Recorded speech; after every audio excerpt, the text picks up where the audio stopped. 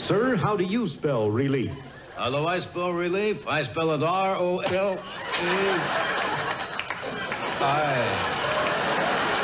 Comedy.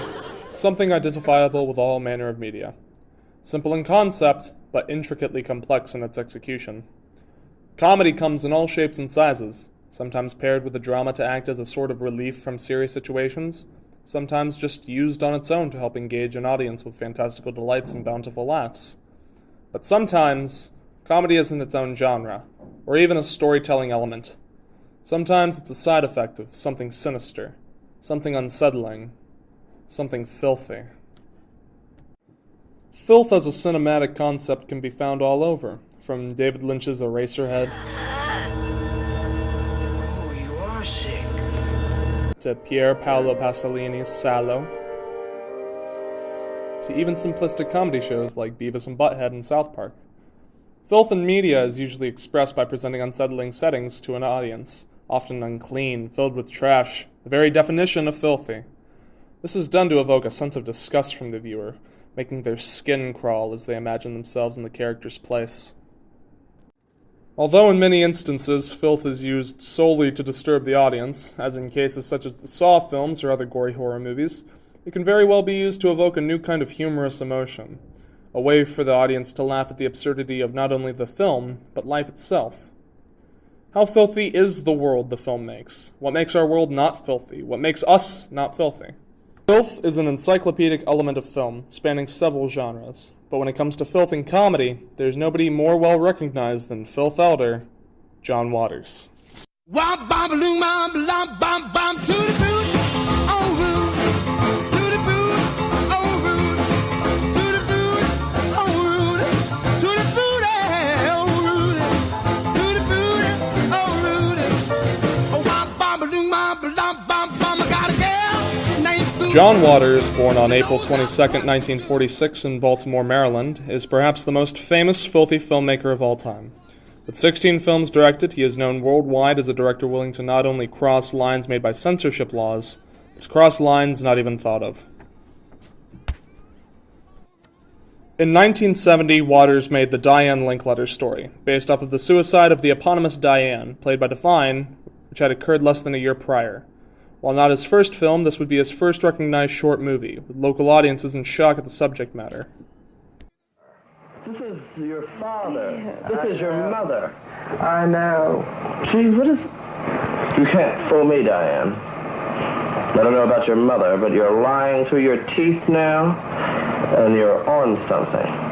That's right, I am. On what? What? The same year, he would release his no. first big hit, Multiple Maniacs. The film chronicles a group of murderous debutantes, led by the ever-so-lovely Lady Divine, in their escapades as they rob and eventually murder the patrons of their cavalcade of perversion.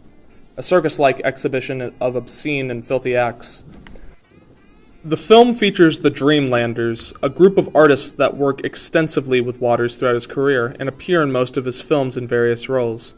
The film also features an infamous scene at the end where Lady Divine, while admiring herself and the crime she has committed, is raped by a giant lobster named Lipstora.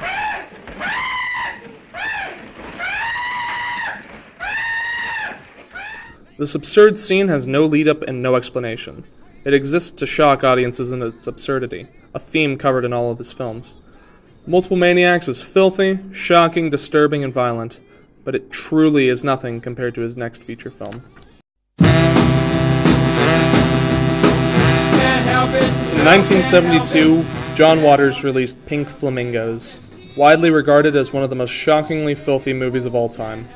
The film stars Divine as Babs Johnson, touted as the filthiest woman alive, and her adventures in keeping that title.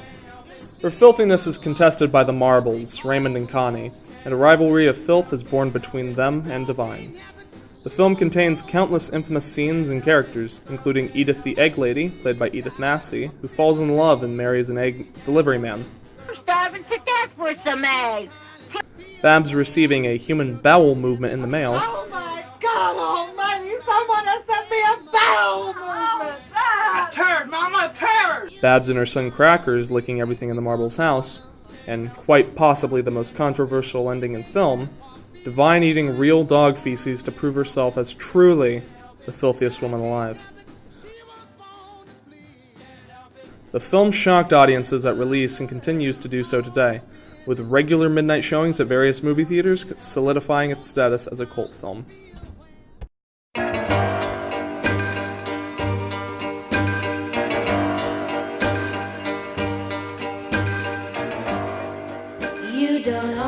In 1988, on the other end of the John Waters filmmaking spectrum, Hairspray was released. The film centers around Tracy Turnblad, played by Ricky Lake, her mother Edna Turnblad, played by Divine, and her father Wilbur, played by Jerry Stiller, and Tracy's attempts to gain a spot on the popular dance program, despite her weight and social status. Over the course of the film, Tracy gains confidence, as well as a rivalry with Amber Von Tussle, a fellow dancer on the Corny Collins show who believes that Tracy is not fit for the program and is jealous of her newfound fame. The film is famous for being unusually tame for a John Waters movie, and was also the final film to star Divine, who passed away less than a month after the film's release. In his films, Waters extensively uses long shots and infrequent cuts in order to show the entirety of the action occurring on screen. Waters is not afraid to show graphic violence, sexuality, and drug use, and make sure that the audience is exposed to as much of it as possible throughout the runtime of the film. Waters' films, although with a few notable exceptions like Polyester and Desperate Living, have realistic settings. It is the characters that really drive the absurdity of the films. The setting exists for the exploitation by the characters, a playground for the filth to play in. In many of Waters' later films, a much more kitsch setting would be adopted, to act as a contrast between the idealized world the characters think they live in and the reality they really live in.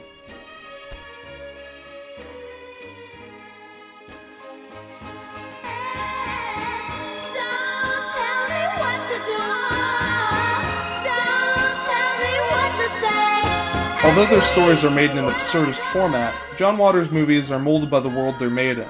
They have such a significant meaning and symbolize the various conflict that the world goes through, just represented in a darkly comedic way for the audience. On August 9th, 1969, Sharon Tate, along with 5 other people, including her unborn child, were brutally murdered by Tex Watson, Susan Adkins, and Patricia Krenwinkel. The 3 murderers were a member of the Manson family, led by Charles Manson. The murder sent a wave of panic throughout the country due to the status of the victims and especially gruesome manner in which they were murdered. This reaction, along with the crimes in general, served as a major source of inspiration in the writing and production of Multiple Maniacs. This inspiration is clearly visible in the plot. A cult-like group led by a lunatic commit countless murders, as well as the Tate murder being actually referenced in the plot as being committed by them. While this inspiration can be seen as done in poor taste, it provides the story with a sense of realism, a connection to the real world that the audience can make while watching, allowing for that reflection on their own lives, giving the film much more depth. Hairspray's plot is also rooted deep in themes of the civil rights movement of the 1960s, with a major arc of the story being the integration of the Corny Collins show. Although at first the film presents the setting as an almost stylized representation of the times the movie is set in, it soon becomes representative of the real world when Tracy and her friends are separated at the door of a dance club due to one of them being black. The film also features many diverse characters who, while carrying serious themes, can provide new personality for the film, a way for it to connect with a wider audience. These characters include Motormouth Maybelle, the charismatic host of the Corny Collins show's monthly Negro Day, and her son Seaweed, who throughout the course of the film develops a relationship with Tracy's friend Penny Pingleton. This relationship comes much to the displeasure of Penny's mother Prudence, who tries to cure Penny with the help of a therapist, played by John Waters himself. The film is bathed in context and immerses the audience in the real-world issues presented in the movie in a nostalgic setting with charismatic characters. In making Pink Flamingos, Waters wanted to break new boundaries, cross lines rarely crossed in cinema. He wanted to truly shock the world. In 1968, the Motion Picture Association of America abandoned its production codes, a set of moral guidelines for filmmakers to follow in order to make sure that their film was within the creative boundaries of reason and good judgment, and that the theatre showing this film supports the code. With the abandonment of these codes, filmmakers began including more explicit content in their films, and by 1972, John Waters found himself looking for something to make him stand out amongst the rest. Something that would make audiences squirm in their seats as they tried to make sense of the film that was unfolding in front of them. Something truly divine. By having Babs perform filthier and filthier acts, culminating in the infamous feces scene, Waters was not only proving to the audience that she was the filthiest person alive, but that he was the filthiest filmmaker alive. Spanning 16 films, 6 books, countless television appearances, and no end in sight, John Waters has become infamous the world over, with his films being banned world over due to their controversial content, and fans organizing numerous midnight events to celebrate his films in all their absurdity. He is not only the Prince of Puke, he has solidified himself as truly the King of Filth. So I'll wait until you're home. Again, I love you, but I'm all alone. And oh, my darling, I'm so blue, because nothing, oh, but nothing takes the place of you.